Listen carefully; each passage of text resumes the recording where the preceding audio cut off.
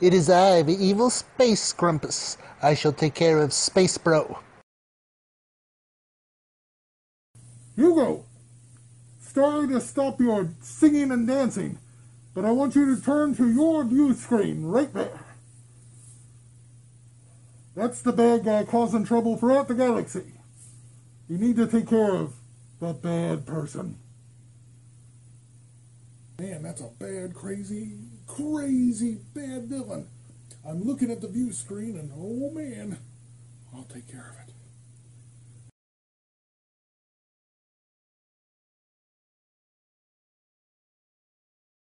We're going to take care of it. Fisticuffs to fisticuffs and lasers to lasers. Chadwell.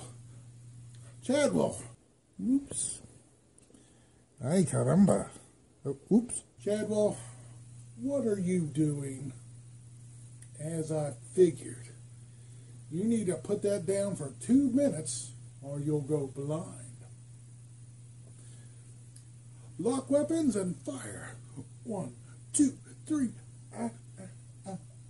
Fire in the weapons. Fire in the weapons. Okay. I'll get you next time, Space Bro. As long as there's bad guys, there's always going to be Space Bro.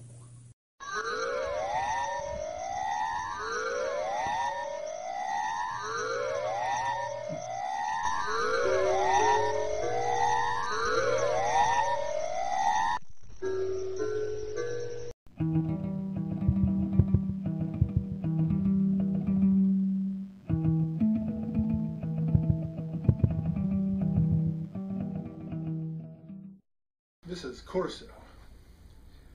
The Jolly Roger is in orbit on the planet Mars. I've been speaking to the Princess of Mars about a renegade called the Priestess of Mars. Somehow she has gone and mined one of Earth's holiest relics, the Ring of Solomon. And it's up to the Jolly Rogers and Corso to take care of it. Go ahead, Princess. Tell me what's going on.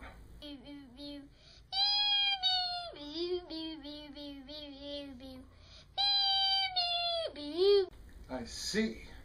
Don't worry, the Jolly Roger will take care of it. It's time for me to transport to the Jolly Roger.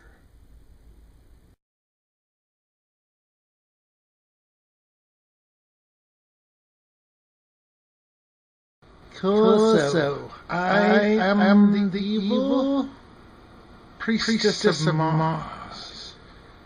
I have taken the Ring of Solomon, and with its magic power, I can use the Jinn to control the galaxy and enslave humanity under my dark whims.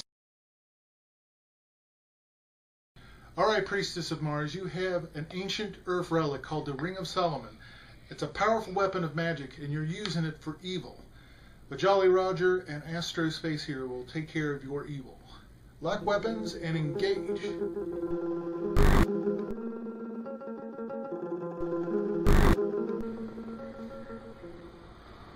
No, I've lost the ring.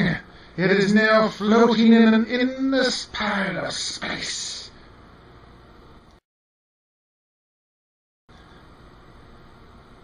The Ring of Solomon will return to the Priestess of Mars, and you will rule the day that you ever crossed the Jinn and the Priestess of Mars. We've taken care of this evil Priestess of Mars, and now the Ring of Solomon is floating between the voids of a galaxy. So says Corso and the Jolly Roger.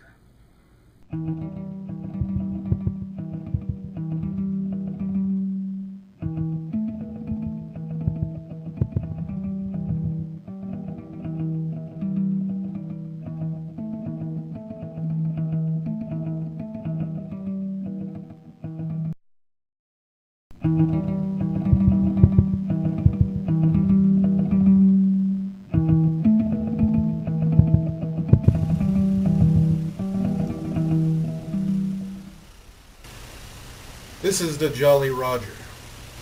Admiral Billy Tackett has dispatched a Jolly Roger to observe the moon and to check out alien activity. Despite my reservations that this is a risky move, the Jolly Roger and me have decided to take Admiral Tackett so we can do observations of the moon for alien. Corso, I want you to observe the moon and find out what the aliens are up to. I disagree with this idea of observing aliens on the moon. They obviously do not agree with being observed. Perhaps there should be some mystery left in the mystery. I understand that this carries risks, but go ahead and scan the surface of the moon for alien activity. Alright, start scanning the surface of the moon. Wait a minute. They're aiming a projectile weapon at the Jolly Roger. Holy moly! It's affecting the ship, and she's starting to buckle. Oh no, what do we do, Corso? Aliens! Admiral, I think it's time that we do a feedback loop on the ray. We won't stop the aliens, but we will escape and fight another day.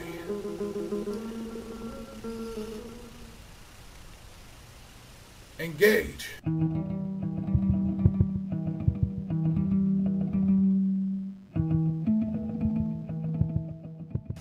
You made the right call, Corso. Maybe one day we'll find out what the aliens on the moon are up to. Till then, we must remain vigilant. Well, Admiral, your strange but topical theory about the aliens on the moon is true. But don't worry, the aliens will find that when they attack the forces of good, Corso and the Jolly Roger will be there to stop their evil.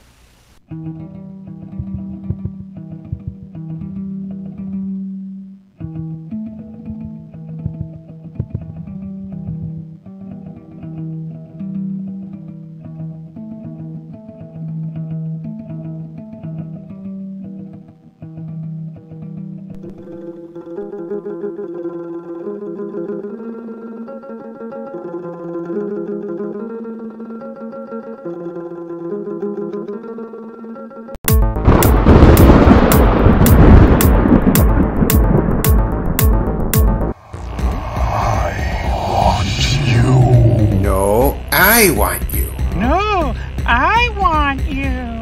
Ooh, chalky sexy candy. Tricked ya. I want you. I should have thought of that.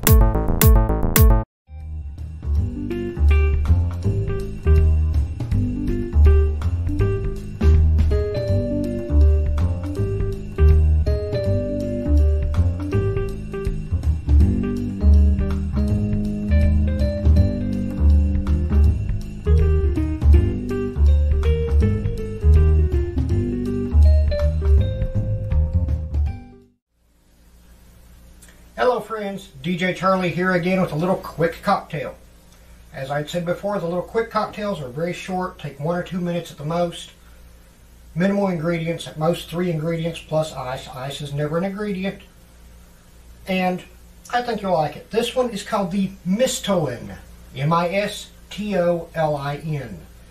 It's sort of like a screwdriver, well, a strong screwdriver with a dash of cranberry juice.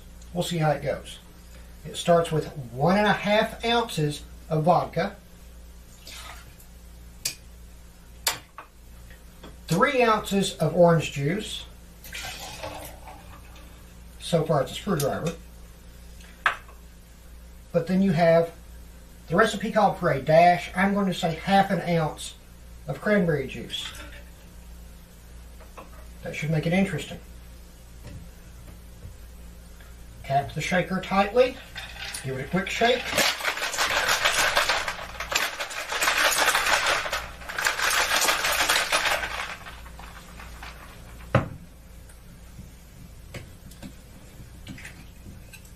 uncap it,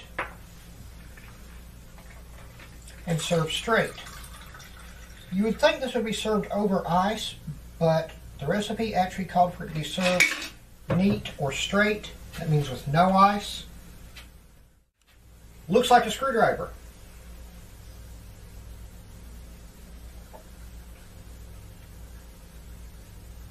Tastes like a very strong screwdriver. I can taste the cranberry in it.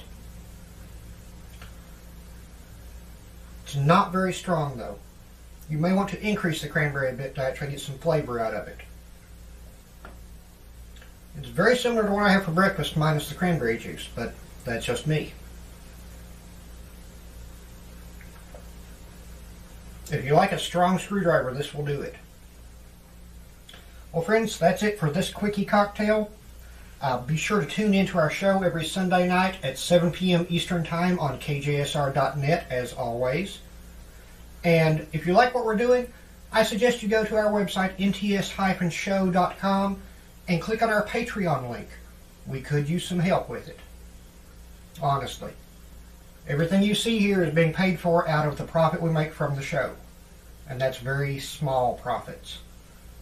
Anyway, friends, until next time, I'll see you later. Goodbye.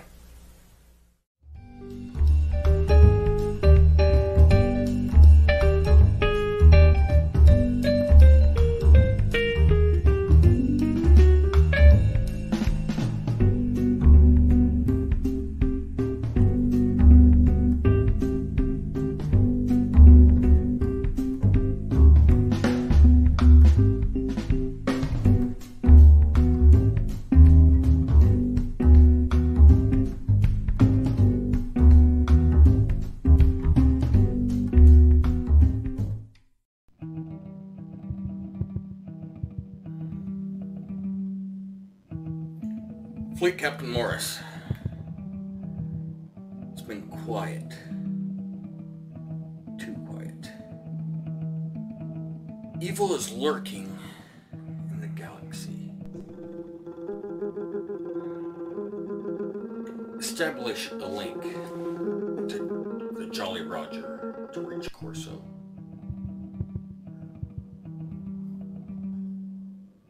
I cannot get a communication link to Corso. Why can you not reach a communication with him? Because that planet just appeared out of nowhere.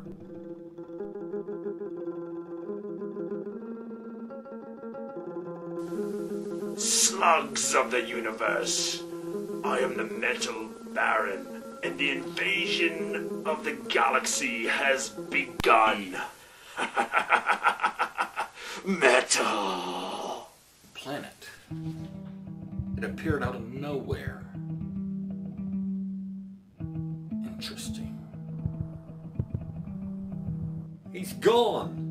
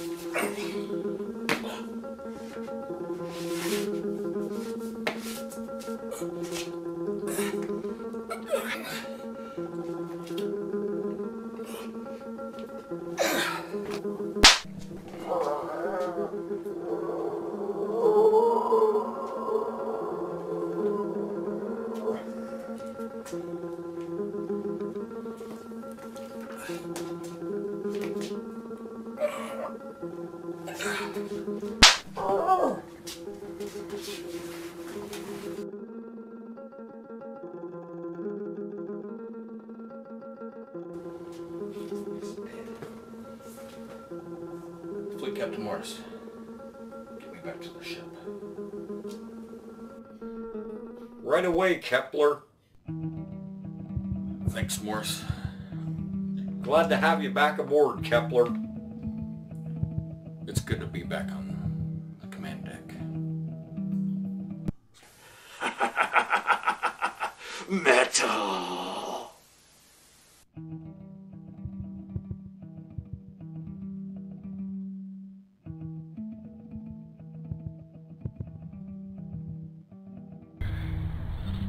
Thank you, Admiral.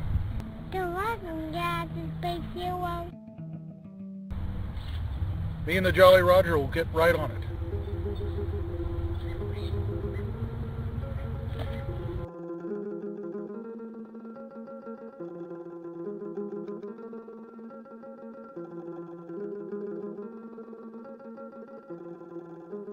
Yes, Admiral. I just got the message. Corso, dread has come to the galaxy. The evil Metal Baron has begun his invasion. We fought one of the monkey monsters just now. The metal music matches the moody destiny of his planet. The Metal Baron has begun an invasion of the galaxy. Don't worry. The Jolly Roger and I will take care of it. Take care of the Baron.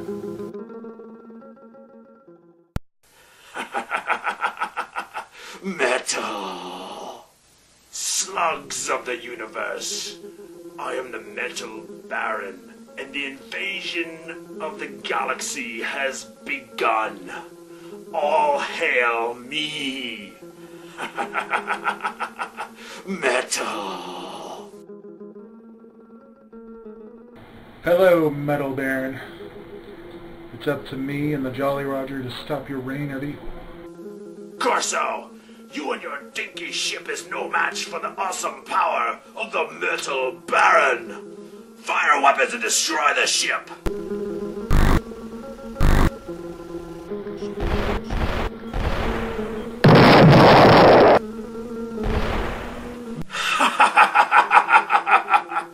All hail me, Metal! Now feel my power! I shall drink the blood of defiance. Lock weapons and fire! Ah! You may have defeated me this time, Corso, but the Metal Baron shall return with even more power. All hail me, Metal!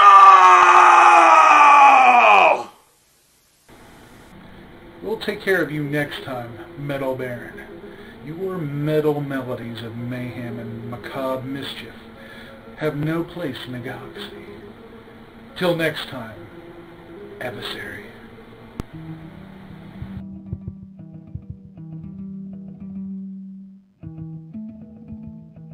Great work, Corso. You put the earplugs on the Metal Baron. The Metal Baron shall return, but my thanks to the Jolly Roger and her crew. Metal!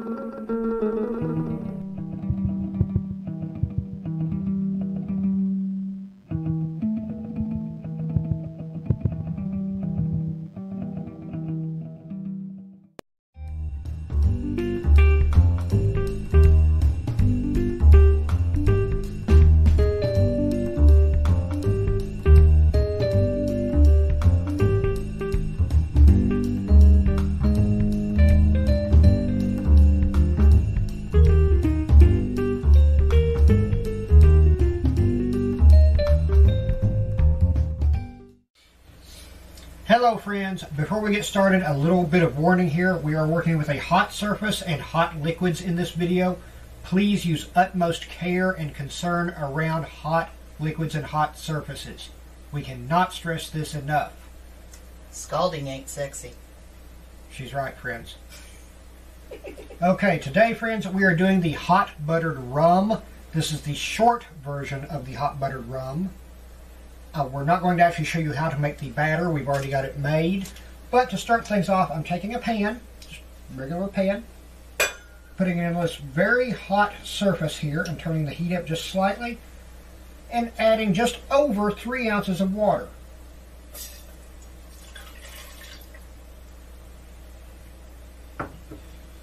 We're going to get this started to where it's boiling. Very important. Well, while it's boiling, do you want to tell what's in the hot, Yes, dear. The hot buttered rum batter? This Yes. is going to be fun. I'm trying to say this word. You'll like this. Okay. If you don't have a chance to write it down, this will be available at the end of the video, so don't worry. That's right. But what we have in here is 1 teaspoon of cinnamon, a half teaspoon of allspice, half teaspoon of nutmeg, 1 teaspoon of vanilla.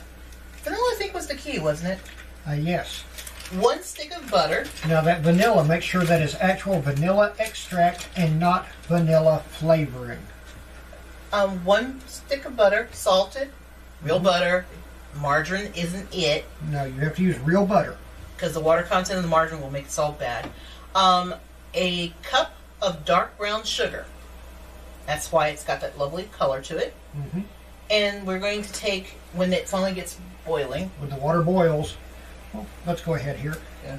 Basically what you do is you put this, once you have it all blended together, you cream it. If you know how to cream butter and sugar together, you've got this down pat. If you made cookies, if you made a cake, you've creamed butter. Right. If you don't know how, check YouTube. Just type in cream, butter, and sugar.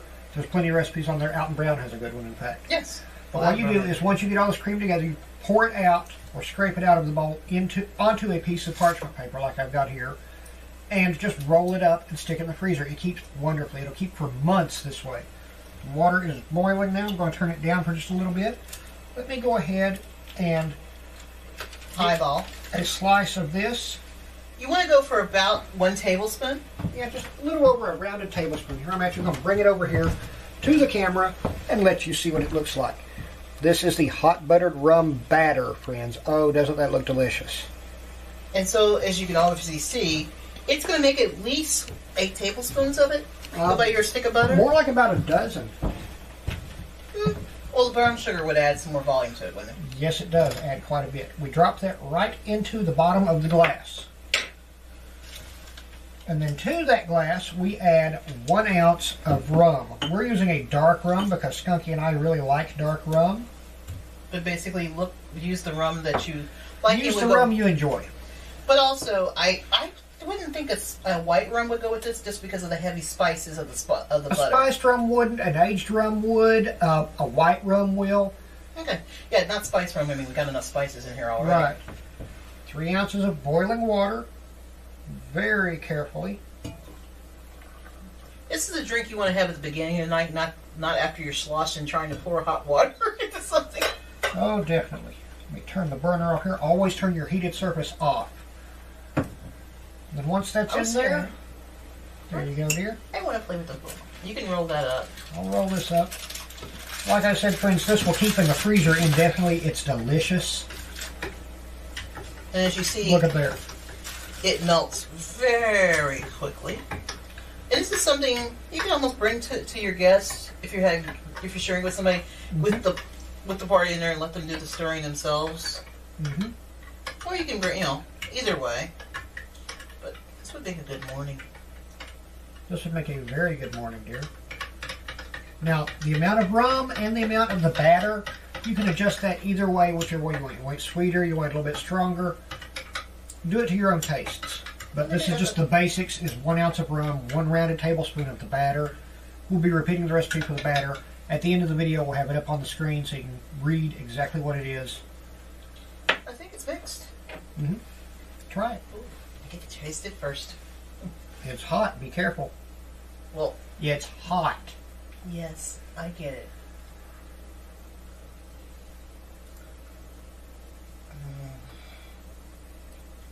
And the smell is heavenly, friends.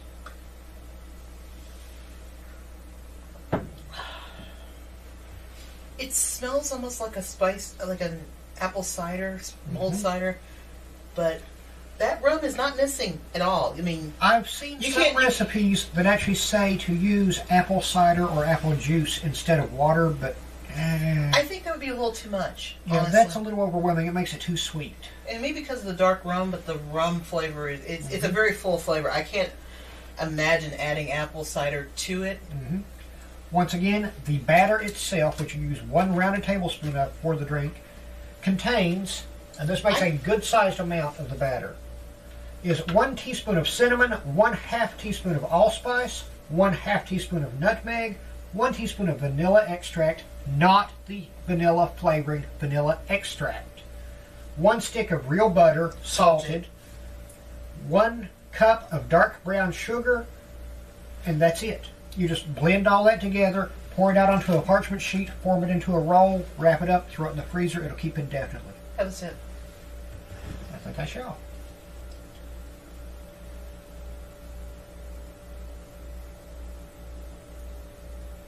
I think it almost make me like cold weather just to have that. Very thick, very full-bodied. Sweet, but not overwhelmingly sweet. Very, very good, friends. Extremely good. I highly recommend this. And once you have the batter mixed, it's just a rounded tablespoon of batter, 1 ounce of rum, you can adjust that however you want, and 3 ounces of boiling water. Take a weekend, make all your rolls, and then you've got it anytime people show up. Also, this makes a very good Christmas gift. If you're watching this in the late December season and you're thinking, what can I give so-and-such for Christmas? Hot buttered rum batter. Throw a couple ribbons on the end, make it look pretty. Include Make sure include a bottle of rum. You can include a bottle of rum, but if you don't like them that much, include a copy of the recipe. Let them buy their own rum. Well, You're friends, cheap. That's it for now. We'll see you in the next video, and until then, be sure to tune in Sunday night at 7 p.m. Eastern Time on KJSR.net for our show, Nothing to Say, with myself and my lovely co-host, DJ Skunky. And as always, friends, drink what you enjoy and enjoy what you drink. Bye now.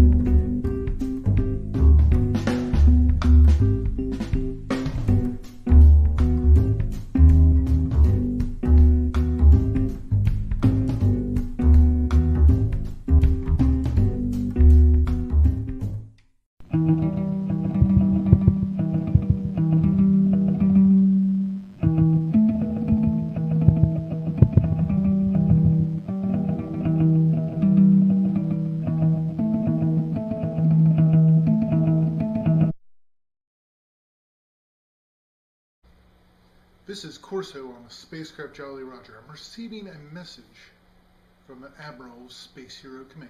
Go ahead, Admiral. Tell me what's going on. This is the Admiral from Astro Space Hero Command. You need to take care of the Pumpkin Soul Eater. Leave. I'll take care of him.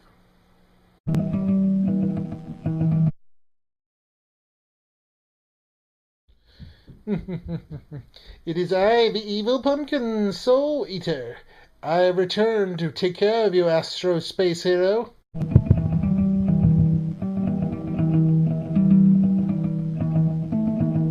Greetings, Pumpkin Soul Eater. Your reign of evil will be stopped here and now with Corso and the Jolly Roger. We'll see about that. Lock weapons and fire. What? I will come back next time. We'll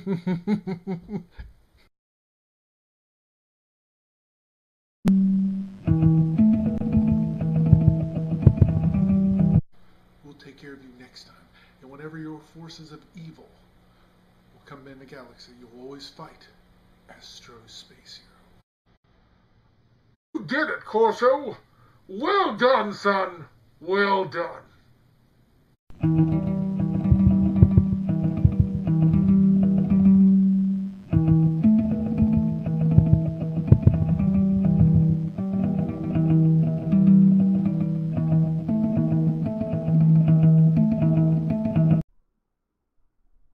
Warning.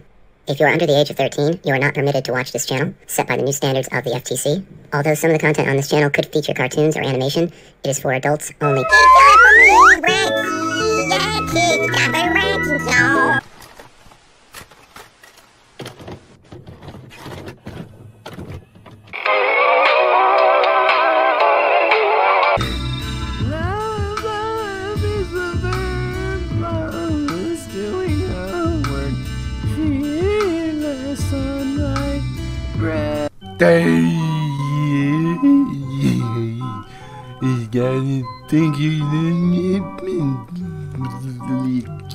Something's different with you today. Something's not right. I mean, I don't know actually. You're pretty much, you sound about the same. But something's different. I'm gonna find out what's wrong with your friend, because I'm going to eat him from the inside out. I'm going to eat his brains. He has no blood pressure, no immune system, and no kidneys. Surgery will kill him. Well, I've been driving taxi for 15 years now. I don't need no stinging dogs from you guys. Frozen. Go down, Ratchet, man. God, I hate mice. Well, I guess we'll try heating things up a little bit. Sacrifice. Yeah. You son of a bitch.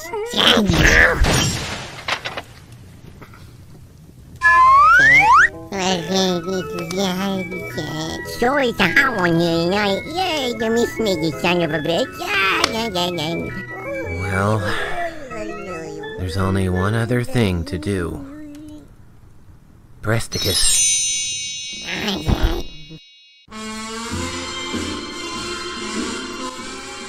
Wow, look at you. Aren't you a fine specimen? And don't you two make such a cute couple?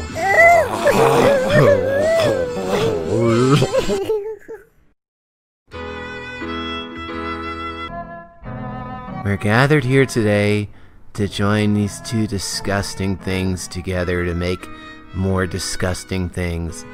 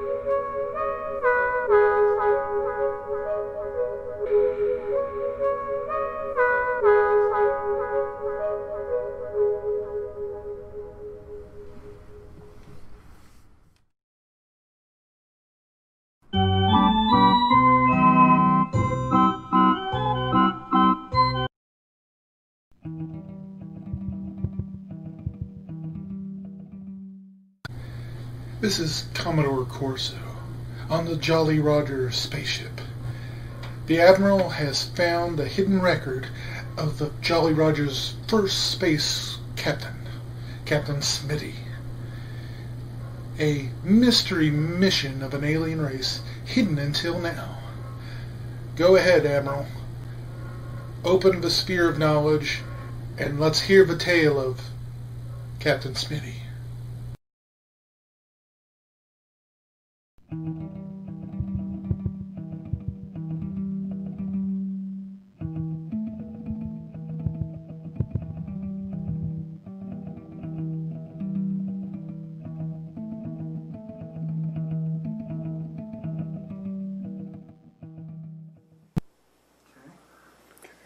I beamed over to the ship and explored it and found the alien technology too vastly different from ours.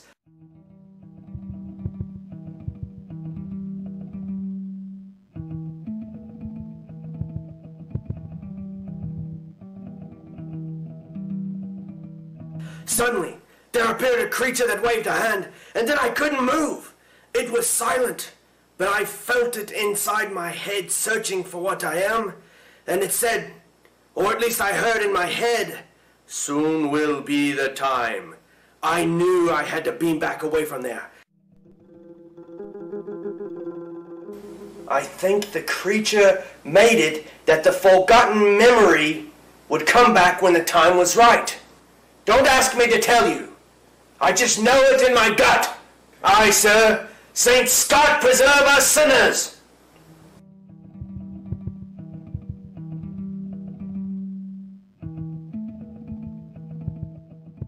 Fantastic. Captain Smitty, like all commanding officers of a Jolly Roger, dedicates his life to stopping evil in the galaxy and in the universe.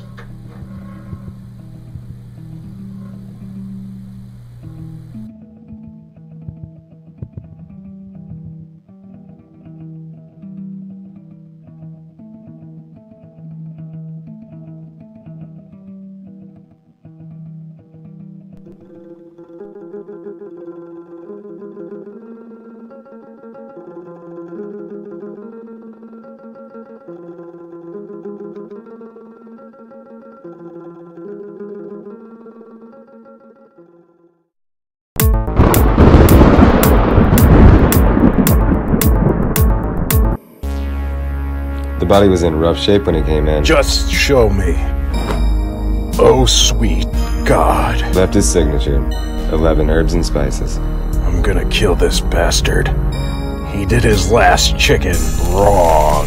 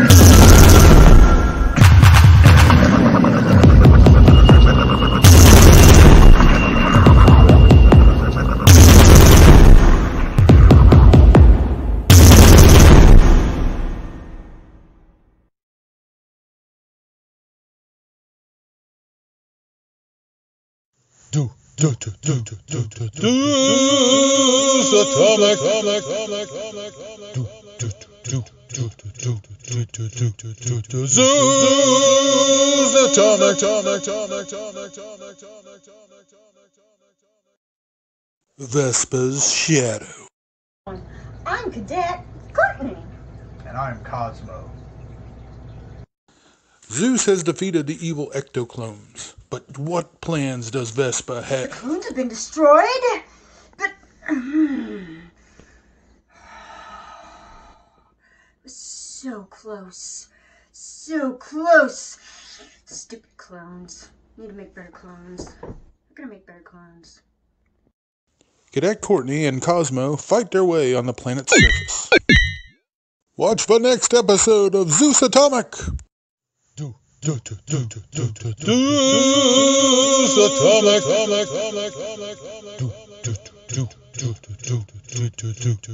Zeus Atomic! For Valentine's Day, give your heart to somebody. But not me! I'm free!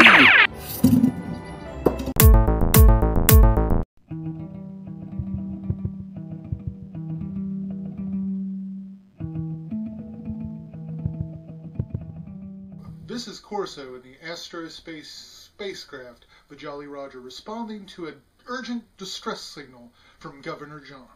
Go ahead, Governor. Tell me what the problem is. Corso, this is Governor John. You've got to stop Evil Eric from taking over the galaxy. Evil Eric. His snide but sniveling ways must be stopped if there is good in the galaxy. Take care of it, Corso. I'll take care of it, Governor.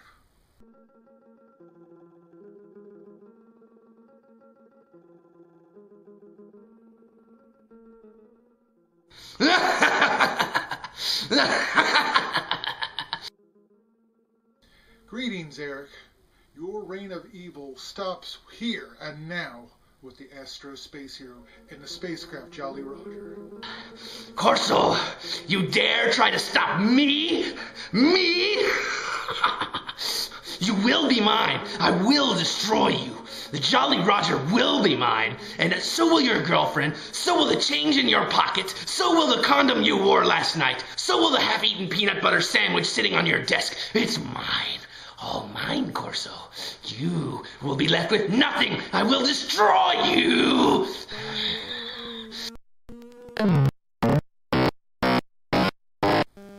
We'll see about that. Lock weapons and fire.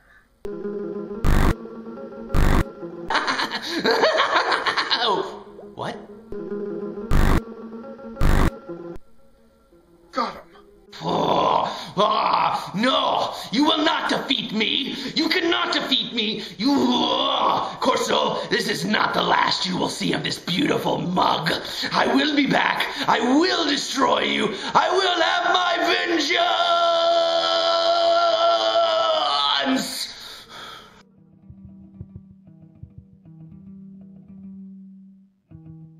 I'll see you next time, Evil Eric, and we will meet again here in the cosmos, among the galaxies, where good and evil will fight.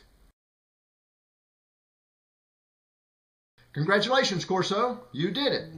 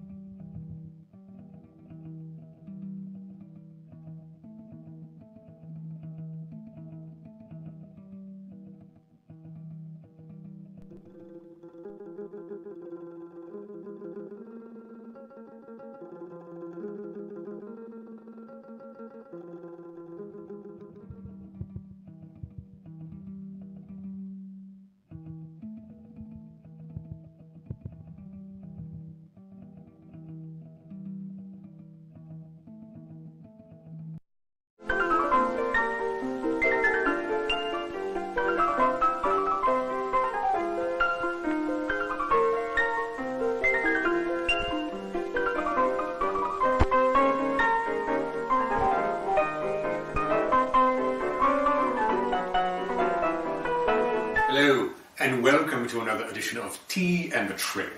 I'm your host, Victor Von Psychotron, and tonight's tea is Numi's Organic Earl Grey Tea.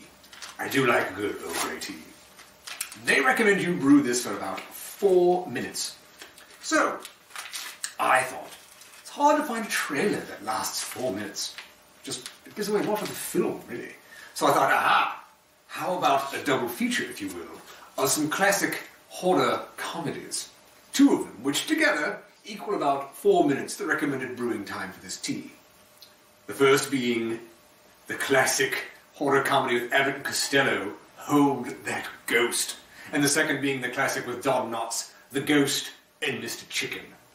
Enjoy.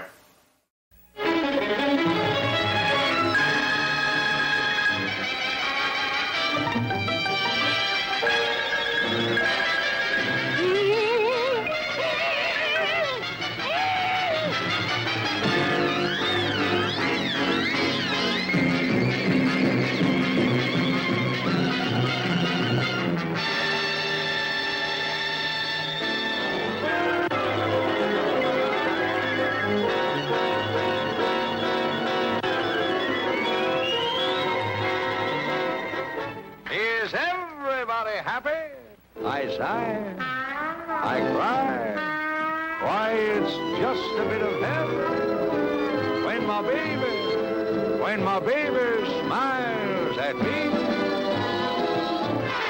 You're a sweetheart in a million. Ooh, be my Aurora. I mean, at least you feel a little more comfortable and safe when I'm around? Doctor, when I have to turn to you for protection, I'll...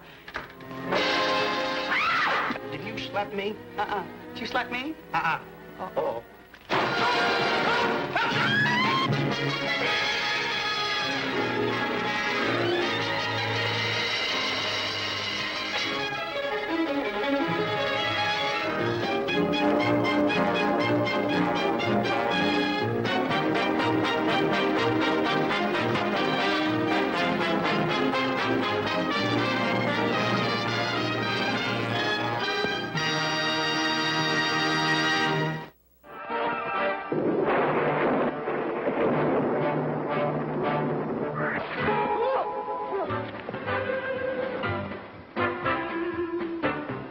Call brave. What is brave? Let me demonstrate. Now, some men are afraid of girls. Well, that's silly. Girls can't hurt you. A brave man just sweeps the female right off her feet. Nothing to it. Some men are afraid of men. No red-blooded American boy should be afraid of men. Be bold, be firm, and above all, be sure-footed. Some men are afraid of ghosts. That's kid stuff. Do haunted houses scare you?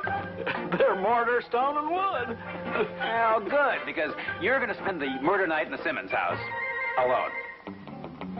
Some men are afraid of their shadows. Some shadows are afraid of their men. So what is brave? How should I know? I'm chicken. Just who do you think you are? A little pipsqueak like you fighting us in court? Just who do you think you are?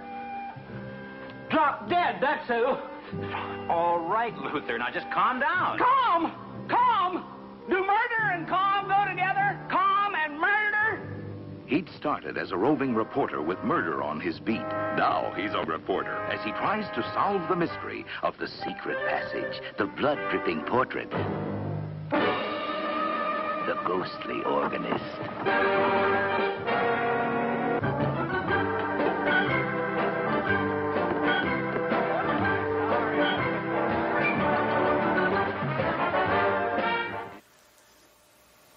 You need a special net or one of those Ghostbuster traps, I suppose.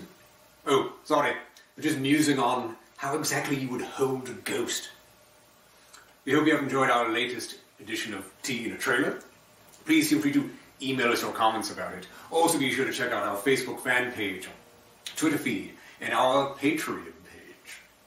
If you are feeling generous and wish to help support the show, perhaps, So, for all of us at Weirdo-Rama, this is Victor Von Psychotron telling all of you to stay weird. And enjoy your tea.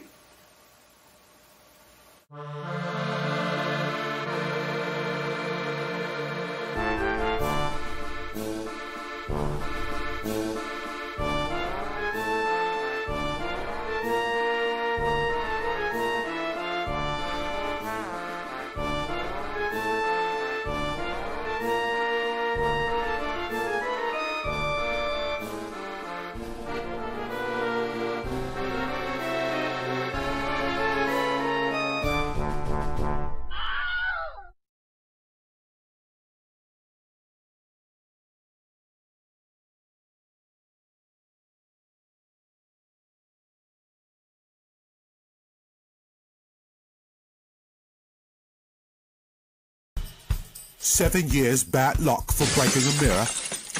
Only if it takes 7 years to buy a new one. Black cat crossing your path, bad luck. Bad luck for the cat if it gets run over. Open umbrella in the house, bad luck. Not really, but it's stupid unless it's raining indoors. Let's determine some of the causes of bad luck and see if we can alleviate some of its symptoms. The catalyst of persistent bad luck lies in the exchange of mental and spiritual information. This information or psychospiritual forces must remain fluid. One's feelings and thoughts must be met with some sort of positive acknowledgement or validation. When these forces are made to be contained, say by someone stating that you're boring them to tears with your constant yammering, then an interesting event occurs with devastating results. The information becomes impacted. However, there is some small relief from this detrimental impaction through the crown chakra, the ethereal vortex that allows and emits beneficial energies from the vast universal template. That is until the formation of the exolithopod, a porous organism of spectral concretion. Think of an exolithopod as the crusty residue left on tubes of toothpaste. The exolithopod clogs the drains of the crown chakra, arresting its filtration capabilities, thus creating the bad luck. To remove this clog, one must simply fashion an astral body, where one gently pumps the exolithopodial organism out into the universal template for devouring.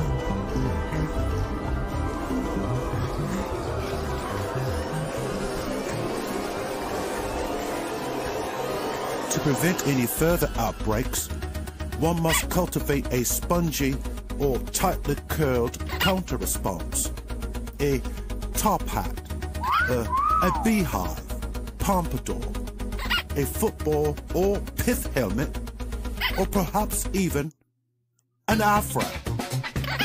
And with that, good luck.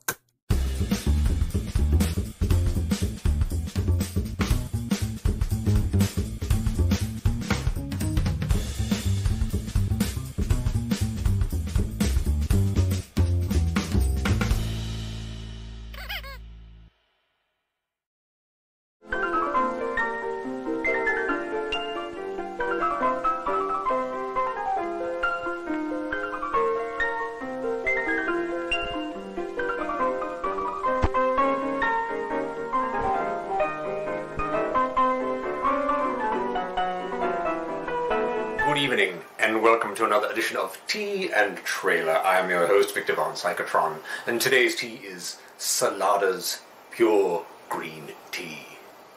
That Salada flavor. That's what they say. Anyway, they recommend you brew this for about 3 minutes. So, let's watch a trailer that lasts about 3 minutes for a comedy classic that has a lot of flavor.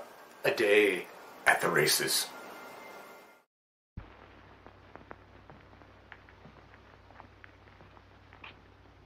Ladies and gentlemen, your attention, please. During the next presentation, may I request your absolute silence, for I have a message of great importance for everyone in the audience. Now remember, please, Absolute quiet.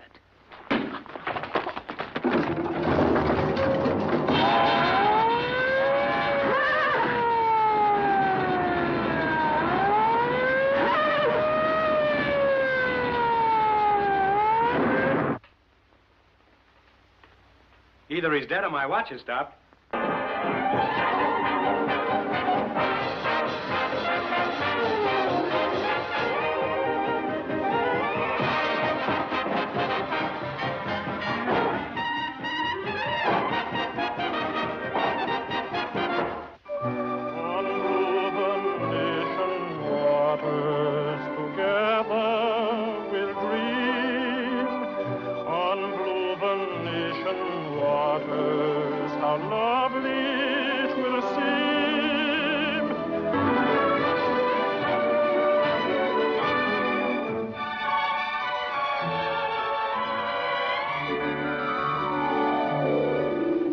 Doctor, may I have one of your photographs? Why, I haven't one. I can let you have my footprints, but they're upstairs in my socks.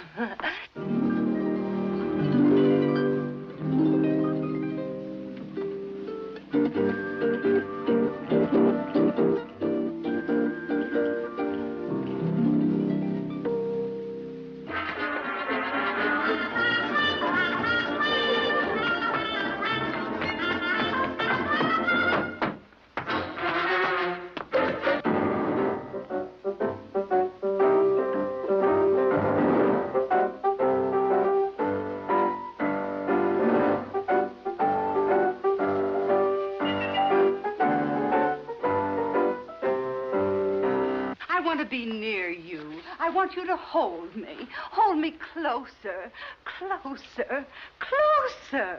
If I hold you any closer, I'll be in back of you.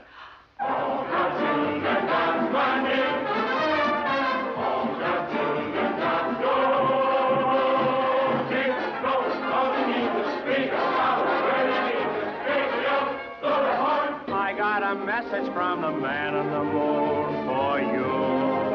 Just you. On a blue nation of waters, together, on hidey, hidey, hidey.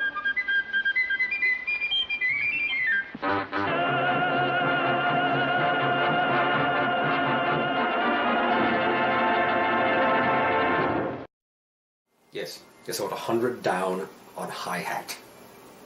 Hi-hat, yes. 100 down to win. Yes. How soon can you get that in? Oh, hold on a second. We hope you have enjoyed our latest edition of Tea and Trailer. Please feel free to email us your comments about it. Also be sure to check out our blog, Facebook fan page, Twitter feed, and of course, WeirdoRama.com. So, for all of us at Weirdo Rama, this is Victor Von Psychotron telling all of you to stay weird and enjoy your tea. Yes, hi-hat to win. Absolutely.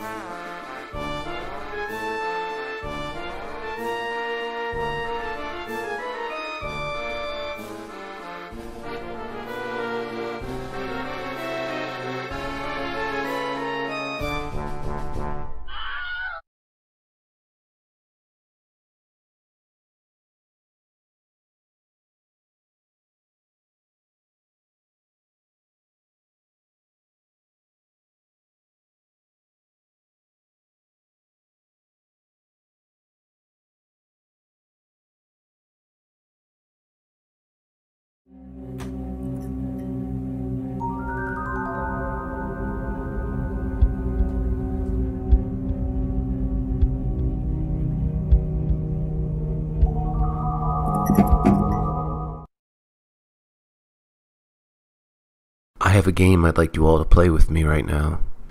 Pick a number between 1 and 10. Go ahead. Interesting. You picked a 7. That was a little test. Either it worked or it didn't. It's all about probability and numbers. They say the mysteries of the universe can be unlocked with math.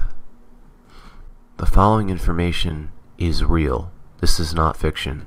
And I have to put a warning in the beginning of this. If you were bright enough to decipher this book in its entirety, there's a good chance that you might die. Let's start at the beginning. Tonight we investigate the Book of Soiga. This is a 100% legitimate magic book. Magic in the sense that it is focused on the Christian Kabbalah. The book itself first came into the light of day in the 1500s. It could be much older. There's no author's name. Nobody knows who wrote it. The reason why this book stands out from other sort of mystical books is this book actually has written spells, the names of angels. Now, usually when we see these cryptic sort of books, it usually has names of demons and whatnot. This actually has the names of angels, probably just as forbidden, if not even more. It included this thing called the Book of Rays, which would allow you to understand the evils of the universe. And it has some chapters on blood and bile and things of that nature. But this is where the book really shines and is just strange beyond belief. I mean, this goes beyond your wildest dreams. The last 36 pages of this book is just nothing but numbers. 36 tables, 36 numbers, 36 rows. But what you don't realize is just how amazing this really is. Let's kick off the timeline with the 1500s with a man named John Dee, a scientist, rational thinker of England. And he's the one that really made this book famous. The man becomes absolutely obsessed with the book, trying to figure out for the life of him what these last 36 pages actually meant. It actually starts to drive him quite mad, and he ends up hooking up with a medium that says he can get an angel to decipher the book for him. So they contact the angel Uriel. Now keep in mind, up until this point, everything that I have told you is fact. Everything is real. Obviously, this is where things start to get a little weird. John Dee asks the angel, "What's up with these last 36 pages?" And the angel replies, "Those were given to Adam from God." John Dee replied, "But what do these pages mean?" The angel replied, "The only person that knows what those pages actually mean is the Archangel Michael." Somewhere in the book there's a warning that whoever deciphers these last pages will live 2.5 years after it is deciphered. Uriel then says, "No, that is inaccurate. You'll actually live to be 100 and something years," and then vanishes. John Dee died, never finding the answers he was looking for, and the book went missing after his death for 400 years. Now, because John Dee's name was linked to this book, and he was a deep thinker and a major public figure, he had a lot of followers that tried finding this text. Finally, fast forward to 1994, a woman named Deborah Harkness actually finds the book. She traveled to England, in the last known area where John Dee was, to try to locate the book. She researched and continued to look through John Dee's diary, and finally she runs into this one part of the diary where it states that he changed the name of the book from the Book of Soiga to Aldaria Siv Soiga Vokor. So within that same library where she found his diary, she simply looked in the A section, and there it was. All this time, 400 years later, scientists, mystics, philosophers, nobody could find it all this time. Now, all of a sudden, we're faced with the same dilemma that John Dee was faced with. Here are these last 36 pages, just random letters and numbers. Nobody can figure it out. Fast forward to 2006, and let's introduce a new researcher named James A. Reeds. James is a professional researcher and loved cracking codes, and he was able to crack the code. Each of those 36 pages had a purpose, and the letters and numbers were not random at all. They were each attached to a magic word. A magic word, forward and backwards, was the key. Well, how would he know that?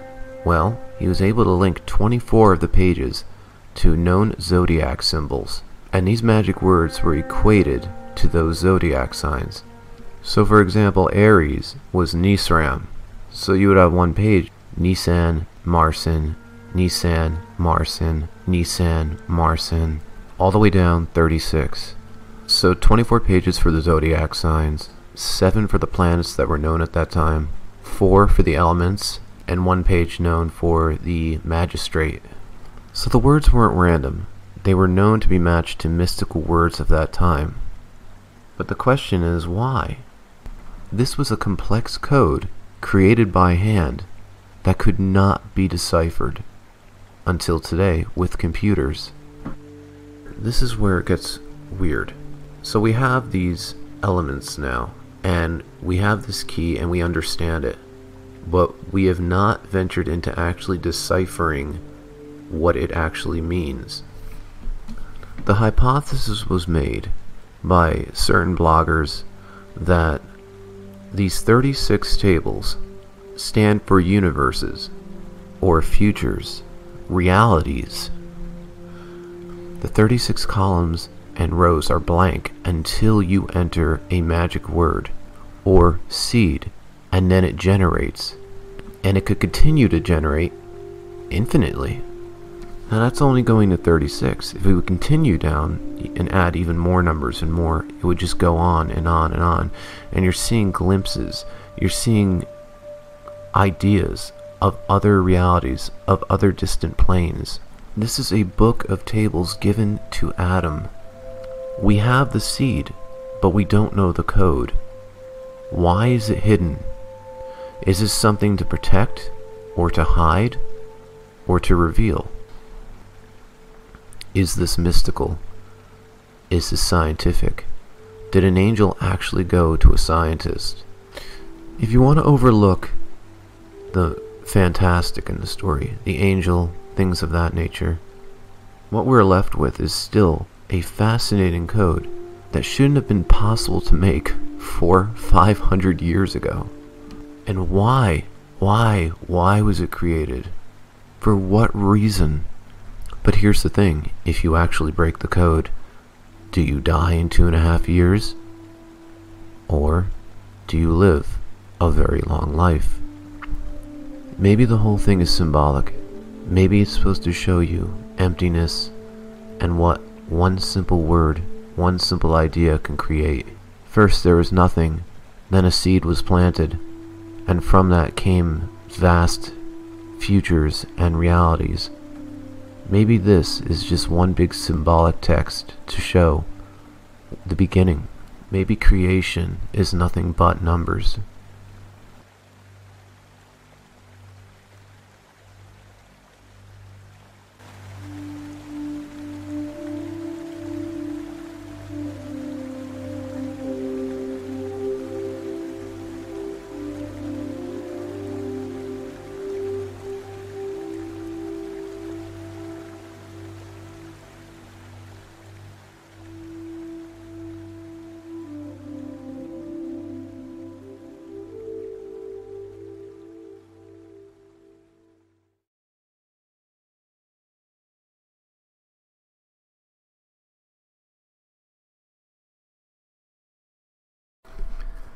I'm gonna make another prediction. The comment section will be nothing but people posting their numbers, and if I got it right or wrong.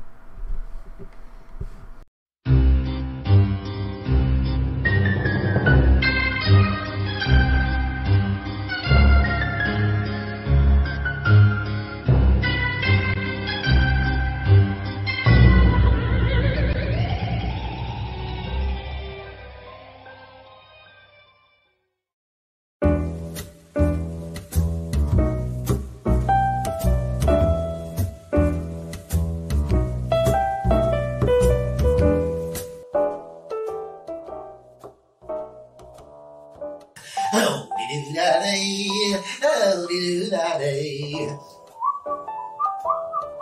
Oh, do that day.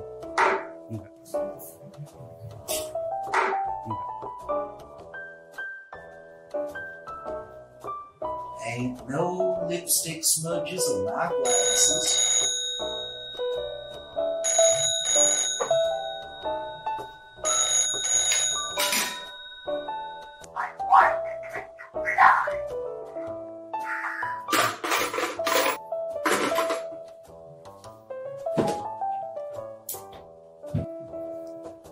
How may I help you, ma'am? I want to drink your blood.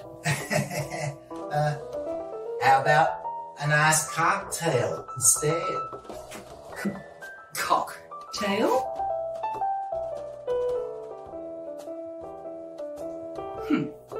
Well, normally I like both. But this time, I shall drink your blood. Breaking news. Breaking news. Breaking news. We interrupt this program to bring you an urgent warning. The infamous vampiress, Countess von Dragonlady, has been sighted in St. Kilda. She's dangerous. No closer. You see her, run for your life. This is not a drill. We now return you to your regularly scheduled music.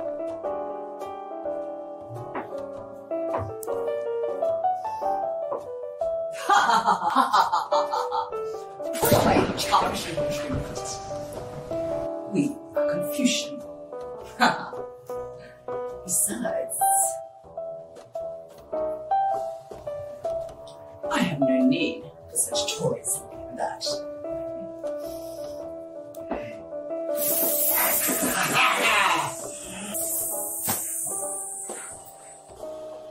Got you now.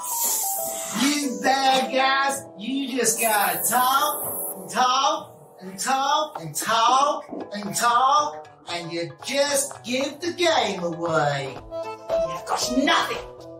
Just irritated by your inept stupidity. You are holding a symbol incorrect. Incorrect? It looks like a psychiatrist's email to Yodel's name. It's offensive. Fool you.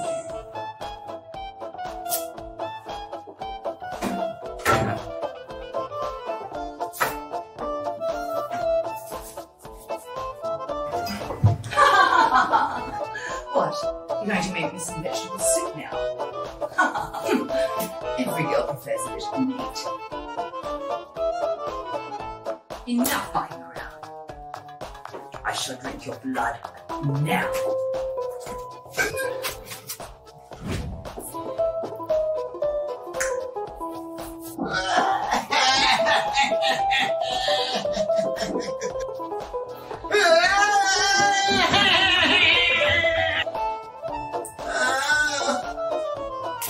Ow! Don't snap my undies! They have to talk about this. I want you. Talk is cheap. I want you.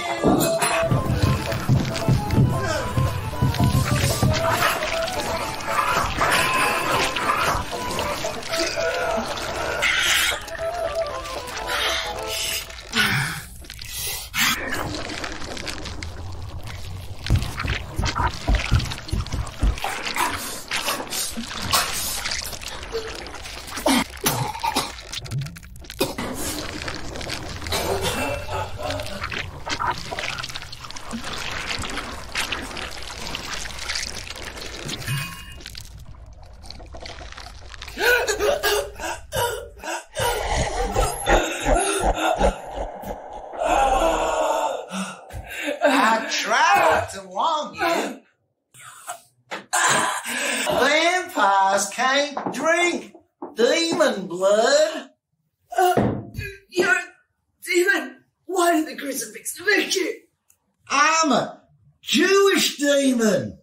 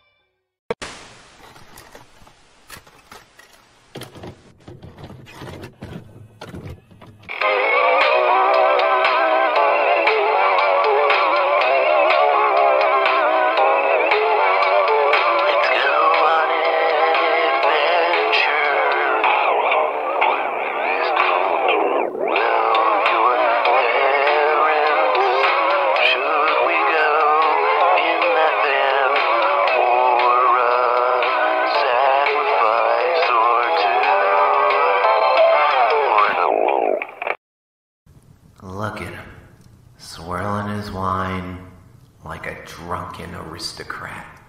Little does he know, he just drank the poison. The hell are you looking at? A dead man. What? It looks like you're gonna need the antidote. Antidote? For the poison you just drank, Dr. Jones. Oh, you're doing that Indiana Jones thing again, where you say you're gonna poison me, and then I laugh, and then you have a laugh, and it all gets so old after a while.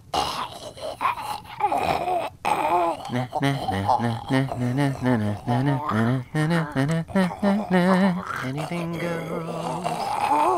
Oh, come on, man. I was just joking.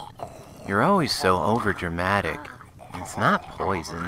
Well, if you kill me, you'll never know what's in the mystery box. Mystery box? What the hell are you talking about? Well, it's called Mystery Box for a reason. Well, what are you waiting for? Open it. Apologize. Kiss my ass. Then no mystery box. Okay, alright. Come on. Don't do that. Fine. I'm sorry. That'll do, pig. That'll do. What? Okay, let's open it. It's kind of cute. I guess it's got rabies. Try to kill it. Try using water or something. Let's see if you like holy water in a spray bottle. You're gonna have to burn sage everywhere.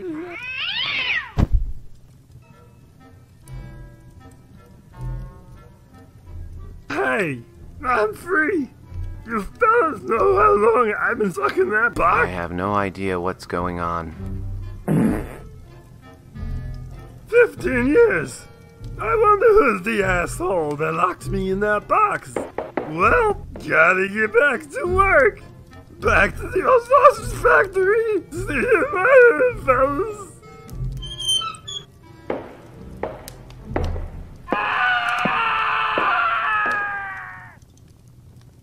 What the fuck? Hey everybody, how y'all doing? This was a nice treat, wasn't it? This entire episode was animated by the Lord Kitten. I have all of the information for that person in the description if you would like to check them out. They are fantastic. Would you like to see the episodes done in this fashion from now on? I love this new style. I think it's great, and I think the show can go in a really great direction if we continue going this way. Let me know. Leave a comment in the comment section. Other than that, I'd like to say special thanks to all my Patreon members, and hopefully we're going to get back in the swing of things and have some more stuff for you guys to watch on at least a weekly basis. Again, sorry for my lack of content. So without further ado, let's get to it. Gabrielle, Buff Clary, Villicent, Glitter Velpecula, Andrew Strausbach, Marissa, Eugene R. Sano Jr., Depressed LGBT Kiwi, Melody Young, Vicious Trish, Rattle Rabbit, Nightmind, Sarah, John Cummins, and Crafty Andy. I want to thank the usual cast and crew that support this Patreon. You guys are amazing. Thank you so much. And again, let me know what you think in the comment section. Should we continue the animation? Should the show be fully animated? And special thank you again to the Lord Kitten.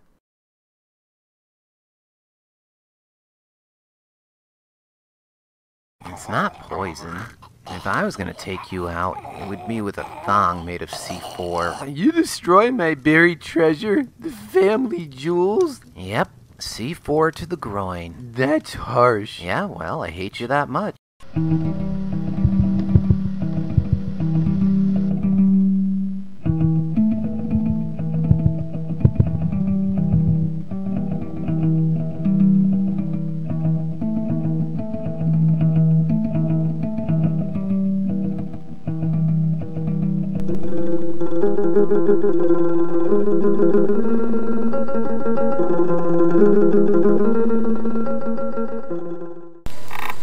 Captain Corso, do you remember the unfortunate business with Commodore Kang?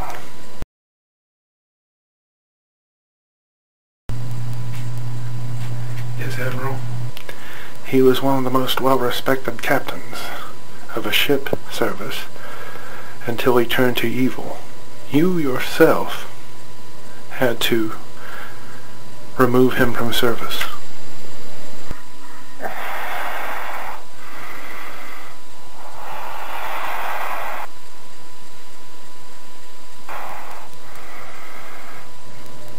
We have intelligence that Kang is now being assisted by Baron Blade.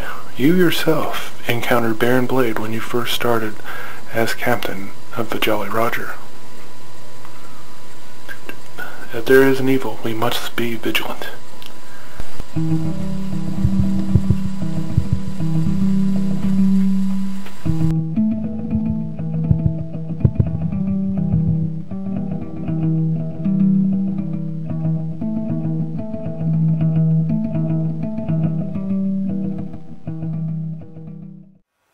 My hunger is timeless, and I will taste every drop of your blood.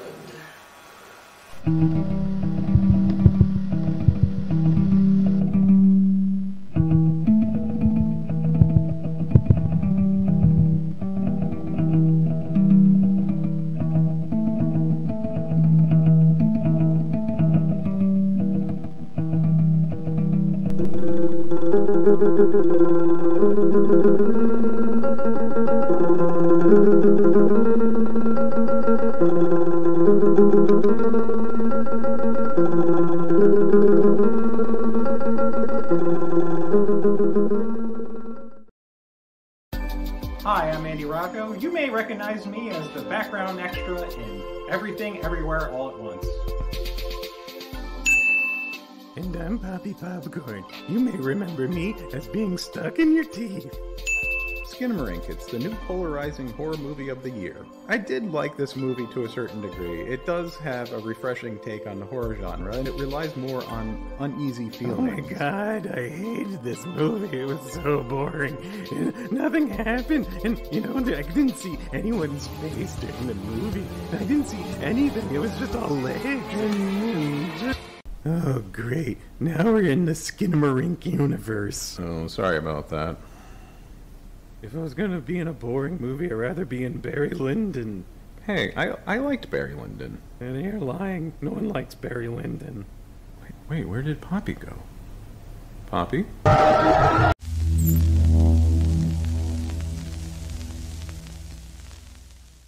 Hey, what's up, meatballs? Mr. Meathook here.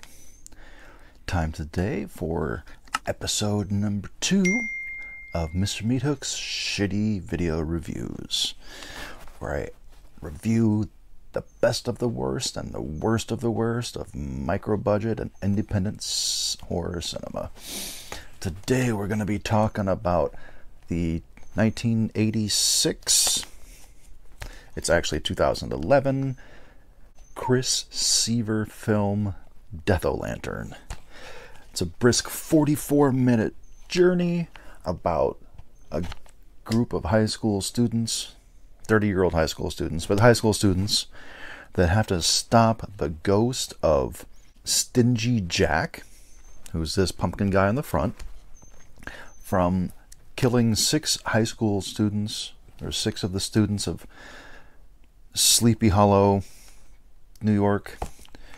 Has to stop him from killing them so that he can come back to life and live among the earthly plane again. This one was actually pretty enjoyable. I would say it's probably, in my opinion, Chris Seaver's best film. That's not saying a lot because I'm not typically a big fan of his work. I didn't really find a lot of humor that didn't work. I didn't notice any like ethnic or racial slurs, which kind of exist in his thing, in his little universe. He does a lot of homophobic slurs, or not necessarily racial slurs, but really bad stereotypes. I've even seen characters in blackface, which is just so cringy. Anyways, yeah, I really enjoyed this one. The first death in the film was a death I'd never seen.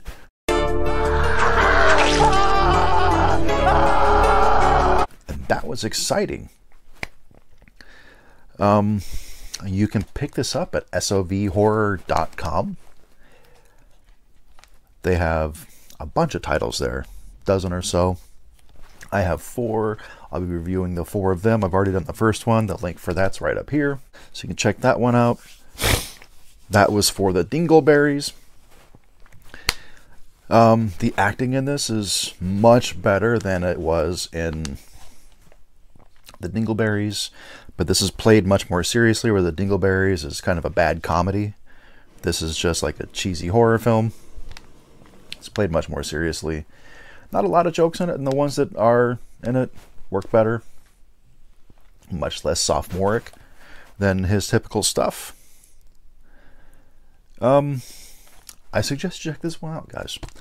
I'm going to give this one 3.5 out of 5 dookies.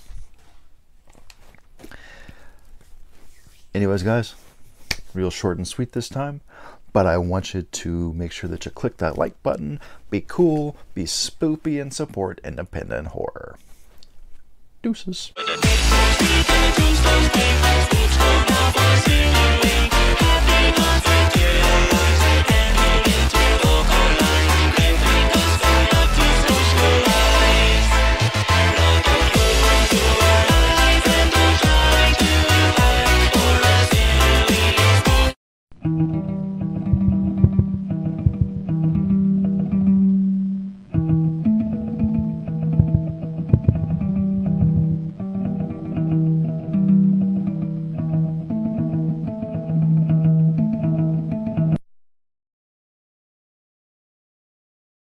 Commander Corso, tell me about the Empress of Tentacle Monsters.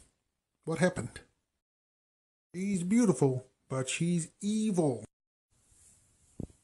Okay, Admiral, I'll tell you what happened with the Empress of the Tentacle Monsters. The Jolly Roger was following a spacecraft, and there was a witch. She was the Empress of Tentacle Monsters. She had powerful magic, and she used it to control the very aspects of magic itself. I didn't know what to do, but I was worried that I had to stop her evil. She was beautiful, but she's evil. And she used her evil to raise the tentacle monsters. I had to stop them whatever I could. They were taking over the ship and going to take over the galaxy. Her evil was not to be underestimated. She was casting hard and crazy spells, but I had to use my fisticuffs and Astro Space Hero magic. Finally, after much conflict, I stopped the tentacle monsters. They were troublesome monsters, but I finally got the leg up. And finally, sensing that I had defeated her tentacle monsters, she cast a spell as I left the ship, because I knew that if I had to leave, she would use me forever. And that's what happened. As long as there's evil in this universe, there's always going to be Astro Space Hero. Tuggy Williams as the Empress of Tentacle Monsters.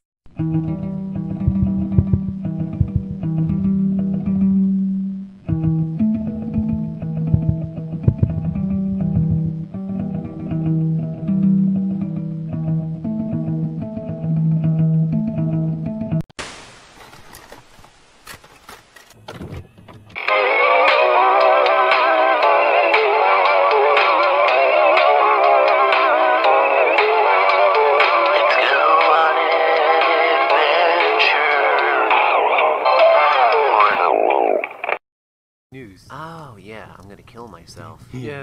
Why? This cartoon sucks. You got a problem with the new cartoon? And I don't know. It's just like, it seems like we're not getting anywhere, you know? How so? We have a channel that's been around for like 7 years. Yeah, And we just reached like 15,000 subscribers. I know people that make 1 million subscribers. I mean, I know people that get I know people that get 1 million subscribers in like a month. And like, why, like, we're just not, you know. It's because they have good content. It's what it is. They have better content than us. We have great content. What is wrong with our content? We're out of date. We're not, you know, we're not mainstream. We're not like kids playing video games or like, you know, talking about cats or, you know, I really don't know what it takes, to be honest with you. I'm not a good-looking young adult who that talks about trashing the local Walmart, you know? I'm not, or like Pennywise coming to my house at 3 a.m. I mean, is that even like, what I the don't know. you talking about? I don't know. It's the algorithm. It's YouTube. They have a weird algorithm that I can't understand. No, this is all you have to do. You just have to tell people to smash that like button, yo. Smash that like button and give me like 1,000 likes, and I'll save a kitten. It's like that. It's just you got to do something like that. That's stupid. Like 1,000 likes. And then you'll save a kitten? Like, what does that have to do with anything? How's that as an entertainment? Like, you like, I don't get No. It's like you gotta, like, say that and then provide entertainment. Like, you gotta remind people to smash that like button. And then when we hit, like, a couple subscribers, and then you hit the like button, and that messes with the algorithm on YouTube. I don't think that's what it takes. I think there's more of a, you gotta do something else. I think there's, like, tags. You gotta, like, tag things. Like, but certain tags, and then I don't know what these tags are. All right, I don't even understand anything anymore because the world is weird and crazy now, and I don't get it. You know, I know what the problem is. We need to make a more interesting, like clickbait title, like a really good thumbnail on YouTube. And once you do that, then you get a lot of people that are like, "Oh, what's that thumbnail?" And there's a big red arrow and it's pointing at something, and I should probably click on it because there's like top 5 ghosts, and there's things in there that there's always a ghost peeking around the corner, and you're not sure if you saw it or not, so somebody has to tell you, you know, did you see it? It's stuff like that, you know. Are you drunk? Yeah, most of the time, yeah, especially now. I don't understand anything. I don't understand why. Like, I don't. Why are we failing? You know. It's like I feel like we need to have people smash that like button more often and mess with the algorithm. You said algorithm. This is like, what are we talking about? Dog food commercials on here? I thought the cartoon was a surefire thing. I thought the people were gonna like the animation and stuff, but it's like you always have haters. You know, you can't win on YouTube. You know, you're right. You can't win on YouTube. Yes. And that means we need to tell people to smash that like button. You smash that like button. Really, your alcoholism's really getting out of control. Well, look at me. I'm not the one that's doing the voiceovers now. It's John's the one drunk. He's doing this while he's drinking. That's not good. That's a problem. I think it's a cry for help. You know? Like, I think he's on his way out. You know what would save him?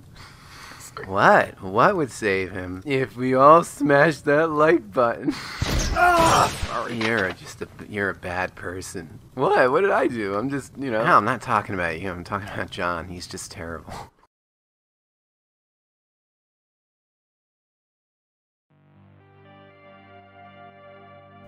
Hey everybody. If I don't sound that great, I think you know why. I'm not gonna say it. But I have it, and I don't feel that great. But on goes the show, right? So anyway, without further ado, and I'm sorry also this took me a while to get this episode out. The holidays and everything else, it's just been crazy. But yeah, well, I'm here, I'm back, I'm doing the best I can, and with this little minor setback, I should be back on track very soon. And like I said, without further ado, here we go with the Patreon. Anna, we have Gabriel, Buff Clary, Villicent, Glitter Vulpecula, Andrew Strausbaugh, Marissa, Eugene R. Sano Jr., Depressed LGBT Kiwi, Melody Young, Vicious Trish, Rattle Rabbit, Nightmind, Sarah, John Cummins, and Crafty Andy. I want to thank you all again for being longtime members and supporting the show. And we do the best that we can. And without you guys, we wouldn't have a show. So thank you very much. I appreciate everything you do. And I'll see you all real soon. Alright, later.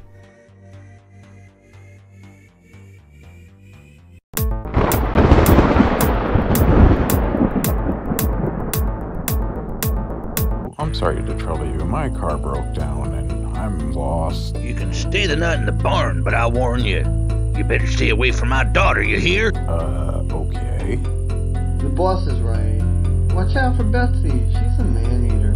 What a weird farm. Well, if it isn't a city boy. I was looking for a snack. Boss, how is it that creature's your daughter again? I may have adopted an ungodly creature from another dimension, but I love her just as if she was one of my own.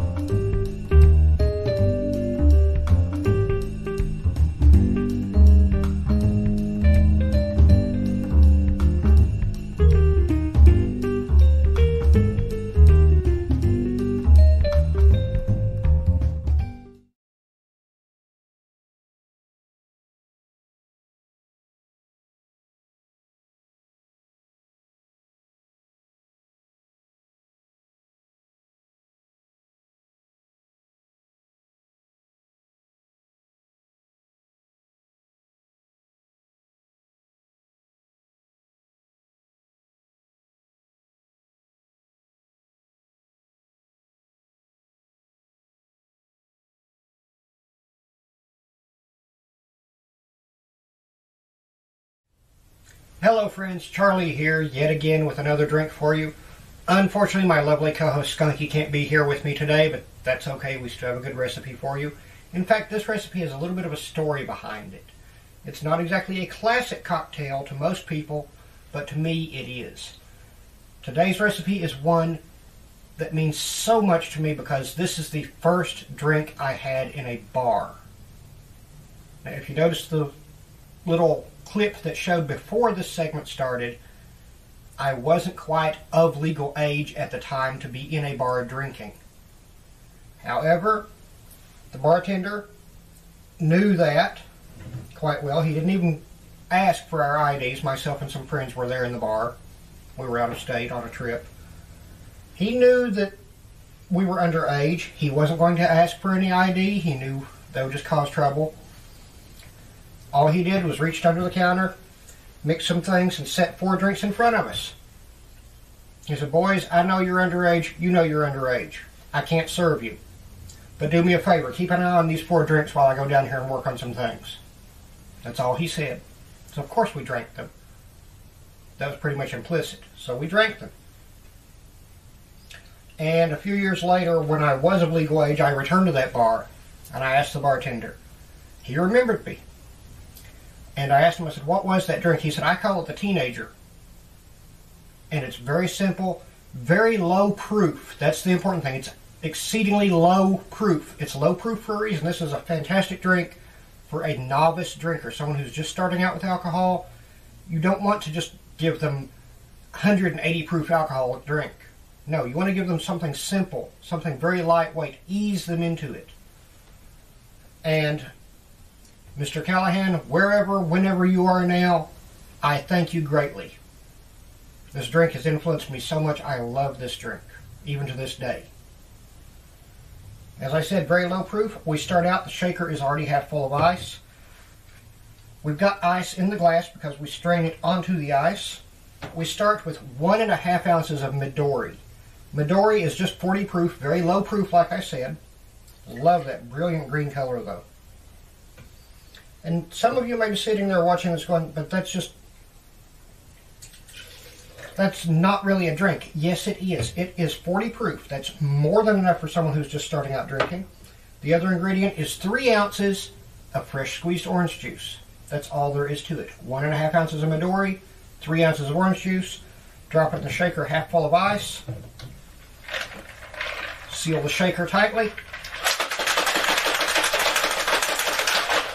Quick shake. Strain over ice into a fancy glass. Very simple drink, nothing at all to it, as I'd said. 2 ingredients, 1.5 of Midori, 3 of orange juice. But to someone who may be underage, like I said in the little clip before, we do not condone underage drinking. Please drink responsibly and safely and legally. But to someone who's having their first real drink, the glass matters just as much as the drink itself.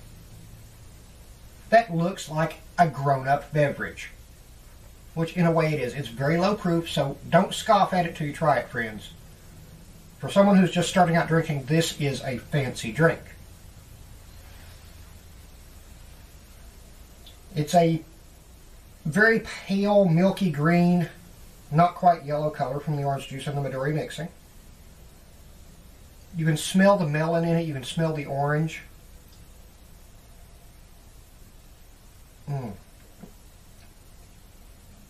That brings back so many memories, friends. So many memories. The first bottle of alcohol that I bought myself, legally, was actually a bottle of Midori. And I always try to keep a bottle of Midori handy. Even now, because of this drink and because of that bartender. Thank you, Mr. Callahan, wherever and whenever you are. Like I said, friends, for a novice drinker, someone just starting out drinking, not sure if they like alcohol, this is a perfect drink. I cannot recommend this enough. It is beautiful. I love it. And I think you will too. And for those of you who are not novice drinkers, try it. You might be surprised. I love that drink. Once again, friends, that's 1.5 ounces of Midori, 3 ounces of orange juice, a quick shake in the shaker, pour it over ice. The glass is what matters. Put it in a fancy glass. Let them feel grown up. As always, friends, you can join us every Sunday evening at 7 p.m. Eastern Time on KJSR.net. My lovely co-host will be with me there then, and we'll have some very interesting guests. We always have an interesting guest, friends. So join us then, or continue watching our videos. We have 3 new videos coming out every week. As always, friends, drink what you enjoy and enjoy what you drink, and we'll see you next time.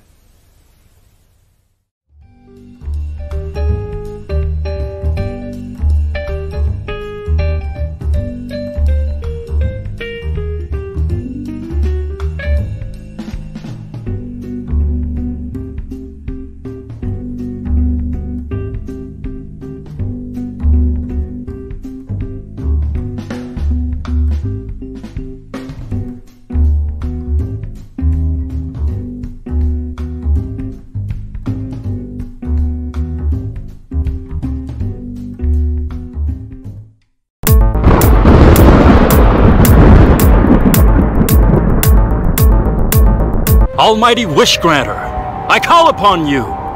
You have summoned the dark forces for the Wish Granter. What is your wish? I wish to be able to violently barf up money. Your wish is, really that's your wish? I mean, you're not giving me a lot of wiggle room on this. I mean, are you sure? Yes. Okay, wish granted, I guess.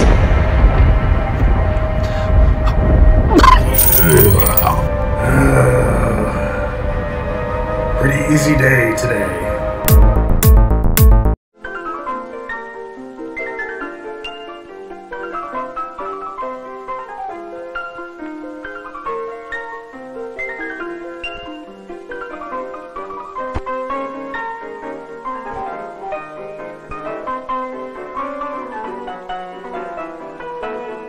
And welcome to another edition of Tea and a Trailer. Tonight's tea is Bigelow's 100% Ceylon tea, which they recommend you brew for only about 2 minutes. It is rather strong. I'll prefer mine a bit on the lighter side. So, let us watch a trailer that is just under 2 minutes long for the classic film with Boris Karloff and Bela Lugosi, The Body Snatcher, one of Karloff's greatest performances. Enjoy your tea.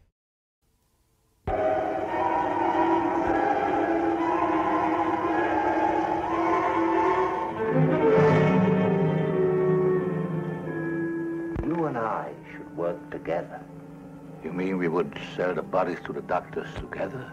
To dig 'em up, there'll be no digging. The kirkyards are too well guarded. We will, so to speak, burk them.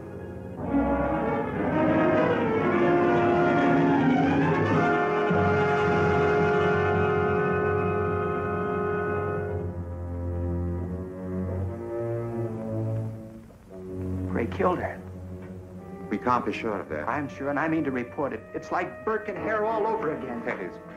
Grave robbing is one thing, but this is murder. You ordered this subject, received it here and paid for it. That makes you a party to murder. You must leave this house. I can't do that. You heard McFarlane. Save yourself, Master Fettes. Look at McFarlane. Gray, I must be rid of you. You become a cancer, a malignant, evil cancer, rotting my mind. You'll never get rid of me, Toddy.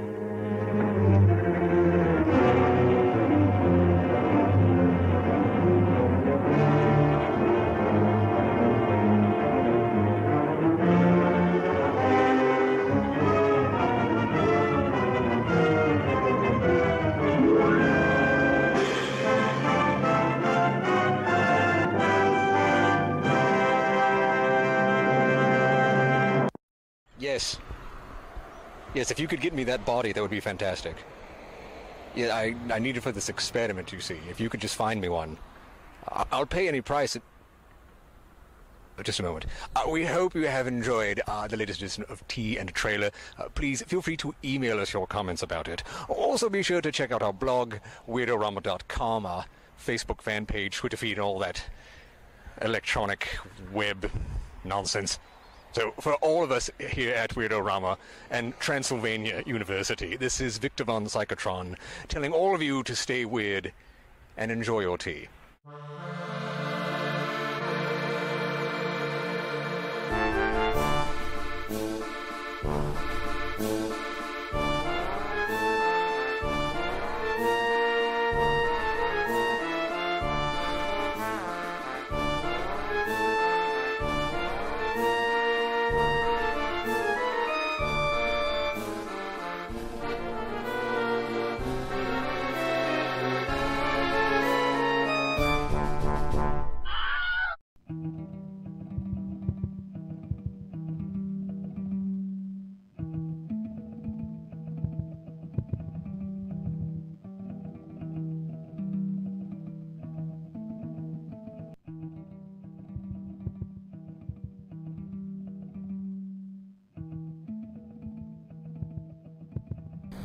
Go ahead, Admiral.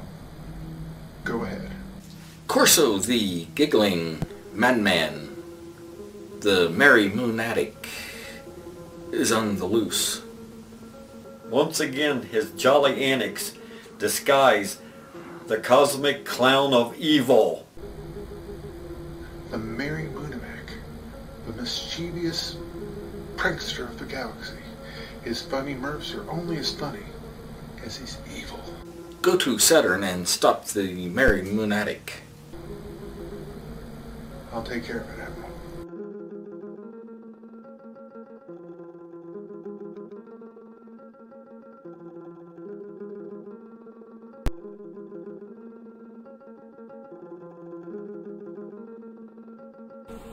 It is I, the Merry Moonatic. To show my power, I will destroy the galaxy. I will destroy planet Saturn. Greetings, Merry Moonamak. Your reign of giggling evil stops here now with Astro Space Hero. Corso, you are no match for me and my giggling evil. Ha ha ha! I shall destroy Saturn.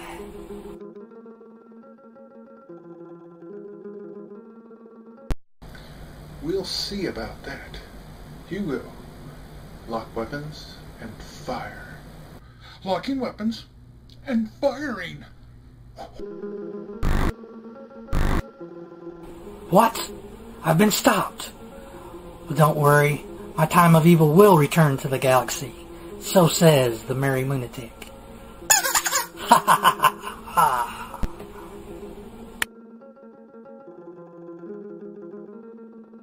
Got him! We'll see you next time, Merry Moonamak, and your giggling reign of evil will fight the Jolly Roger and me, Astro Space Hero, Corso. We'll see you next time.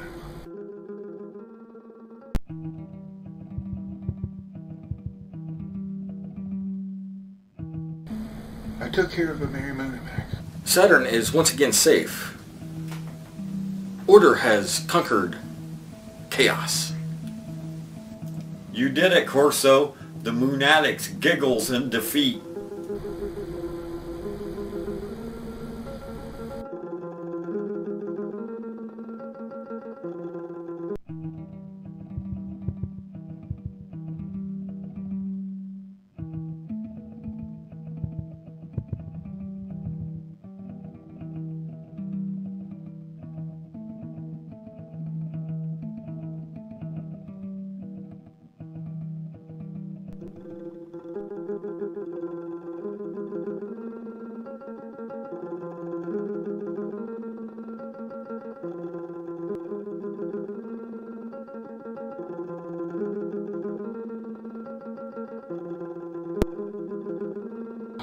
Commodore Corso, there's a message from Spaceman coming right in.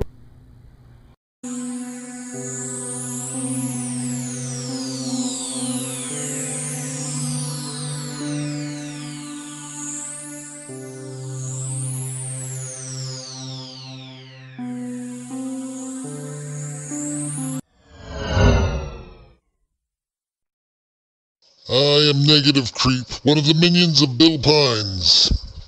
Red has come upon us. We need Astro Space Hero.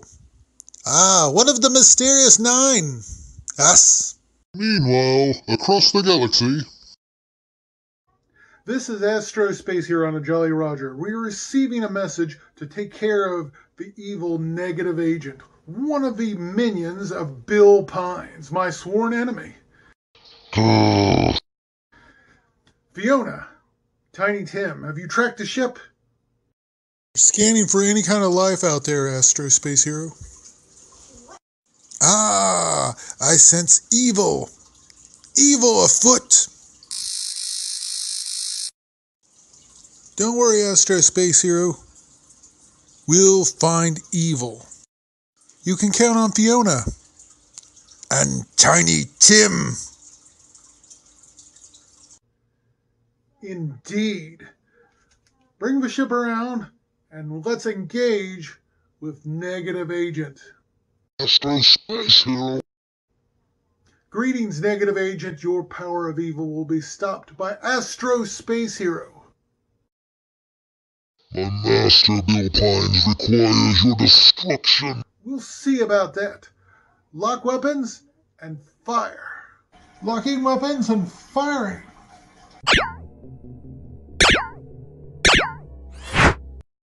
Got him! I am defeated, but Bill Pines will return. Good job, guys. We did it. Off to new adventures, Astro Space Hero. Now, I can sense a calling back to the River of Dreams. I sense Bill Pines' evil is afoot. Something is bringing me back to the River of Dreams.